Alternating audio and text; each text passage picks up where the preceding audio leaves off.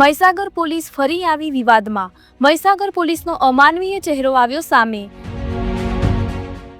પાંડરવાડા ગામે ગામના સરપંચ પતિને એલસીબી પીએસઆઈ દ્વારા લાફો મારી અપશબ્દો બોલવા બાબતે ગ્રામજનો દ્વારા મુખ્ય માર્ગ કરાયો બંધ। ગ્રામજનો રસ્તા પર બેસી બાઇકો ગાડીઓની આડાશ કરી બાબલિયા રાજસ્થાનને જોડતો રસ્તો કર્યો બંધ। વાહન ચાલકો અને મુસાફરો અટવાયા।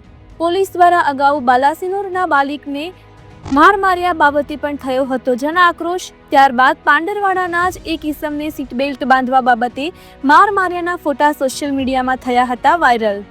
ત્યારે ફરી એકવાર પોલીસ અને પબ્લિક વચ્ચેની મગજમારીનો બનાવ સામે આવ્યો। હાલ તો આગેવાનો અને ગ્રામજનો વચ્ચે સમાધાન માટે થઈ રહ્યા છે પ્રયત્નો। જો કે ભોગ બનનાર સરપંચ પતિ શૈલેષ ડામોર પોતાની વાત પર અડગ। રસ્તા વચ્ચે બેસી ધરણા કરી રહ્યા છે અને તેઓની માંગ છે કે જ્યાં સુધી પીએસઆઈ મકવાણા આવીને જાહેરમાં માફી નહીં માંગે ત્યાં સુધી આંદોલન ચાલુ રહેશે। મારું નામ ડામોર અનિતાબેન શૈલેષભાઈ છે। હું હાલમાં સરપંચ છું। પાંડરવાડા ગ્રુપ ગ્રામ પંચાયતને રહેવાથી સરપંચ છું। મારા પતિ છોકરાની ખરીદી કરવા માટે પાંડરવાડા આવ્યા હતા। તે ગાડી સાઈડમાં જતી તો પણ 2-4 વખત સોરણ મારી નીચે આવ્યા, પણ તે પોલીસ સાહેબ છે એમને મારા પતિને લાફો માર્યો અને ઘા દીધી। તો સોના કારણે ઘા દીધી, સોના કારણે લાફો માર્યો। એક સરકારી કયો નિયમ છે એમનો, લાફો મારવાનો અને ઘા દેવાનો।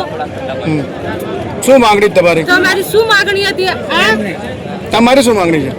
ન્યાય મળવો જોઈએ। મારા પતિને લાફોટ મારી અને ગાળ બધી અને ન્યાય જોઈએ અને આ આંદોલન 4 દિવસ કે 5 દિવસ 10 દિવસ થશે ત્યાં સુધી હું છોડું નહીં અને આનો જવાબ જોઈએ મારા પતિને માફી તો માગવી જ પડશે।